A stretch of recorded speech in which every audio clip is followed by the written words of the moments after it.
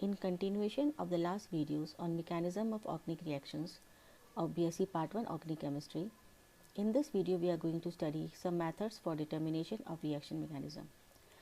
First, let's take method intermediate studies. Many organic reactions occur through intermediates which may be either stable or unstable. The stable intermediates are studied by isolation method and the unstable intermediates are studied by trapping. And both type of intermediates can be studied by spectroscopic methods. First, let's take up isolation. Intermediates which are stable, they are usually isolated by stopping the reaction before completion many times at different stages.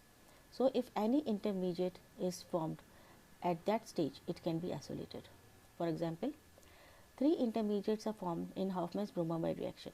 So, if we see the mechanism, then we see that RCONH2 in the presence of bromine and KOH and the elimination of KBr and water produces intermediate 1.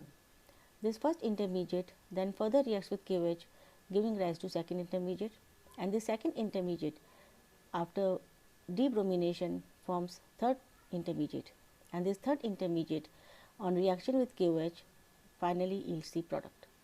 Thus, any proposed mechanism for the accepted mechanism must account for the formation of all the 1, 2 and 3 intermediates, and if any mechanism which cannot account for all these 3 intermediates cannot be validated. The next method we came to is trapping. Unstable intermediate can be isolated by trapping. In this method, the reaction is carried out in presence of such compounds which form adduct with the intermediates. For example, in the case of carbene intermediate, the reactions are carried out in the presence of propene. So, the propene traps the carbene and forms an adduct of cyclic type. In the case of benzene intermediates, the reactions are carried in the presence of anthracene, and this anthracene traps benzene and forms tryptocene. And the third is spectroscopy. Formation of many intermediates can be detected by spectroscopic method. For example, in electrophilic substitution reaction of benzene, NO2 plus ion in the nitration of benzene is detected by Raman spectroscopy. The next method is isotopic method. The mechanism of many reactions can be studied by using molecules in which the atom is substituted by its isotope, and it is called labeling. For example, hydrolysis of ester forming acid and alcohol. It is seen that the hydrolysis of ester yields an unlabeled alcohol and a labeled acid. Thus, we can say that the mechanism involves the cleavage of acyl oxygen bond and not of alkyl oxygen bond. Then the next method we come to is isotopic effect. The variation in the rate of a reaction when an atom of compound is replaced by its isotope is called isotopic effect. Generally, it is quite negligible. However, if the replacement of an atom by its isotope is involved in the rate determining step of the reaction, then the magnitude of the isotopic effect may be quite large, and that is known as primary isotope effect. The next method is molecular kinetic method. The kinetic evidence alone is not sufficient to determine the mechanism of a particular reaction, as it tells how many molecules are reacting in the rate determining step, but it throws no light on the nature of those reactants, that is in the rate determining step. However, these studies give useful information about the reaction. It is often possible to rule out many mechanisms simply on the basis of the rate law. Most important example where kinetic studies have been useful is in determining the mechanism of the reaction in the hydrolysis of methyl bromide.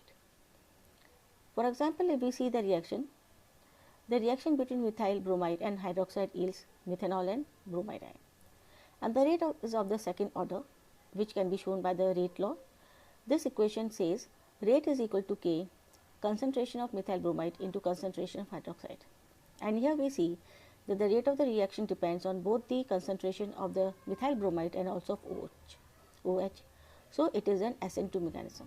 And now, if we consider the mechanism, then we see that since it is a bimolecular reaction, hence both hydroxide molecule and methyl bromide molecule, they both react together, and we see that the bond between O of H and carbon is in the process of making, and the C and Br is in the process of breaking, and a transition complex is formed, in which we can clearly see that the bond between OH and carbon is in the process of making, and the bond between bromine and carbon is in the process of breaking, and this is a slow step. And as soon as the transition complex is formed, in a fast step, it splits into bromide ion and methyl hydroxide, or you can say methyl alcohol. Then we come to formal charge. Formal charge on an atom can be defined as the calculated charge present on the atom in a compound. Formal charge can be calculated by the formula formal charge is equal to Z minus U plus S, where Z is the number of the valence shell electron, U is the number of the unshared electrons, and S is the number of the bonds around the atoms. So, if we consider some examples, the first example we consider is calculation of formal charge on nitrogen and boron in the compound NH3BF3. So, we see that the formal charge on nitrogen is 5 minus 0 plus 4, that is 1, because here we see the Z is 5, unshared electron U is 0, and number of the bonds around is 4.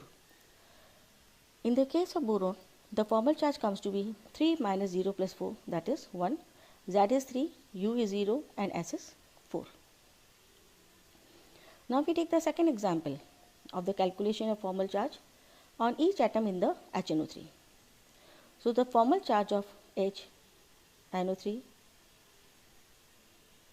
comes to be 1 minus 0 plus 1, that is 0. For formal charge of nitrogen, it is equal to 5 minus 0 plus 4, that is 1. And the formal charge of oxygen A is 6 minus 4 plus 2, that is 6 minus 6, comes to be 0. Now we come to the formal charge of oxygen B. So it is calculated as 6 minus 6 plus 1, or it is minus 1. For oxygen atom C, the formal charge is equal to 6 minus 4 plus 2, that is 0. Now let's do the calculation of the formal charge for carbocation. In this, the carbon is carrying a positive charge, and so for C carbonium, the formal charge comes to be 4 minus 0 plus 3. So the formal charge is plus 1. For hydrogen, it is 1 minus 0 plus 1. So formal charge on hydrogen, on each hydrogen atom, comes to be 0. And now it is second example. Next example, calculation of formal charge on methyl free radical. For this we see that at carbon there is a free radical, that is unpaired electron. So the formal charge of the carbon with unpaired electron comes to be 4 minus 1 plus 3, because here 4 is the valence shell electron, 1 is the number of the unshared electron, and 3 is the number of bonds around the carbon atom. So the formal charge comes to be 0. And in case of hydrogen, the formal charge comes to be 1 minus 0 plus 1, that is 0. The next example we take is calculation of formal charge on dichlorocarbene. So here carbene has 2 unshared electrons. So the formal charge comes to be 4 minus 2 plus 2. 4 is valence shell electron, 2 is number of unshared electron, and 2 is the number of the bond around carbon with unpaired electron. So the 4 minus 4 comes to be 0. And if we consider Cl, then for Cl comes to be 7 minus 6 plus 1, that is 7 is the valence shell electron, 6 is the number of the unshared electrons, and 1 is the number of the bonds. So the formal charge comes to be 0 for each chlorine atom. The last example we do is calculation of formal charge on methyl carbene. Here the carbon carries the negative charge. So formal charge of carbon with negative charge is 4 minus 2 plus 3.